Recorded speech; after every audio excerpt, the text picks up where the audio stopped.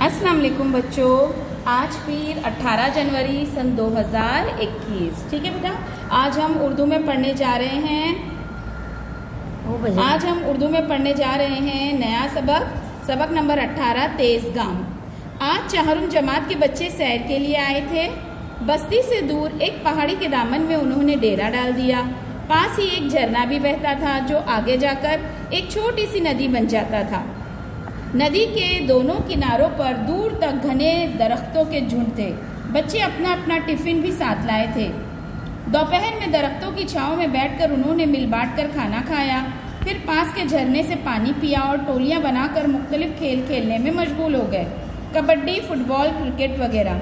Master साहब एक दरख्त के नीचे बैठे उन सबको गौर से देख रहे थे। उन्होंने देखा कि आसिफ को कोई भी अपने साथ खेल में शामिल नहीं कर रहा है। वो एक तरफ चुपचाप खड़ा मायूसी से सबको देख रहा है। आसिफ जमात में सबसे दुबला पतला लड़का था। वो पढ़ाई में बहुत होशियार था, मगर खेलों में उसे दिलचस्पी नहीं थी।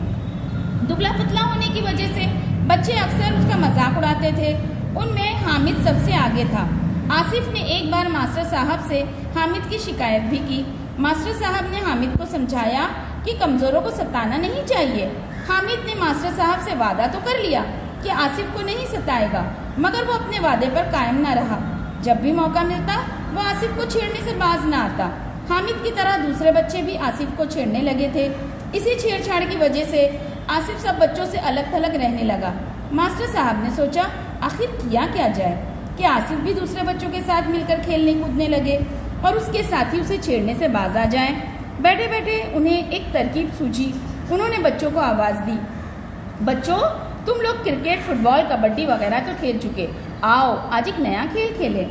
नए खेल के नाम पर सब बच्चे शोर मचाते हुए मास्टर साहब के गिर्द जमा हो गए। उन्होंने कहा, देखो वो सामने टेकरी देख रहे हो ना? बच्चों ने कहा, हाँ देख रहे हैं। मास्टर साहब बोले, उस टेकरी के ऊपर एक बड़ा सा पीपल का दरख्त भी नजर आ रहा है।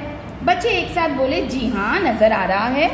तो सुनो, जो बच्चा सबसे पहले टेकरी पर चढ़कर उस पीपल के नीचे से एक पत्ता उठाकर लाएगा वो हमारी जमात का तेज गाम लड़का कहलाएगा। एक बच्चे ने पूछा, तेज गाम यानी क्या? मास्टर साहब बोले, तेज गाम यानी तेज चलने या तेज दौड़ने वाला। ये सुनते ही सब बच्चे जोश में आ गए, फौरन मुकाबले के लिए तैयार हो गए। मास्टर साहब ने सब बच्चों को एक कतार में खड़ा किया और कहा, मैं जूं ही सीटी बजाऊं तुम लोग दौड़ना शुरू कर देना। बच्चों ने जल्दी जल्दी गर्दन हिलाई। मास्टर साहब ने देखा आसिफ भी सब बच्चों के साथ कतार में दौड़ने के लिए तैयार खड़ा है, वो और बहुत खुश है। मास्टर साहब ने सब पर एक नज़र डाली और सीटी बजा दी। फुर सीटी की आवाज़ के साथ बच्चे टेकरी की तरफ दौड़ पड़े। सब तेजी से टेकरी पर चढ़ रहे थे। जो बच्चे भारी बदन वाले थे उनकी तो सांस फूलने लगी थी, लेकिन दुबले पतले बच्चे तेजी से दौड़ रहे थे। उनमें आसिफ सबसे आगे था। हामिद तो आधी टेकरी चढ़कर ही हाँफने लग गया। मास्टर साहब दिलचस्पी से सबको देख रहे थे। आखिर वही हुआ जो उन्होंने सोचा था। आसिफ सबसे पहले टेकरी पर पहुंच गया। उसके साथ 2-3 बच्चे और भी थे, मगर आसिफ अपनी पतली पतली टांगों से हिरन की तरह छलांगे लगाता हुआ पीपल का एक पत्ता लेकर सबसे पहले लौट आया। बाकी बच्चे भी हाँफते कांपते वापस आए। सबसे आखिर में हामिद आया। आसिफ मुकाबला जीत चुका था। मास्टर साहब ने उसका हाथ ऊपर उठाकर ऐलान किया, आज से आसिफ को हम तेज गाम कहेंगे। तमाम बच्चों ने आसिफ जिंदाबाद, तेज गाम जिंदाबाद के नारे लगाए।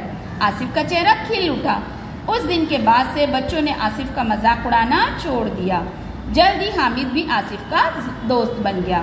तो तेज गाम यानी सबसे तेज दौड़ने वाला या चलने वाला। तो आज ये सबक इंशाल्लाह हम जूम की ऑनलाइन क्लास में बेटा समझने वाले हैं। 2 बजे हमारी जूम की ऑनलाइन क्लास होगी और आज आपको क्या करना है, ये सबक 2 से 3 मरतबा पढ़ना है और 1 मरतबा लिखकर ग्रुप पर पोस्ट करना है। ठीक है बेटा, चलिए अल्लाह हाफिज।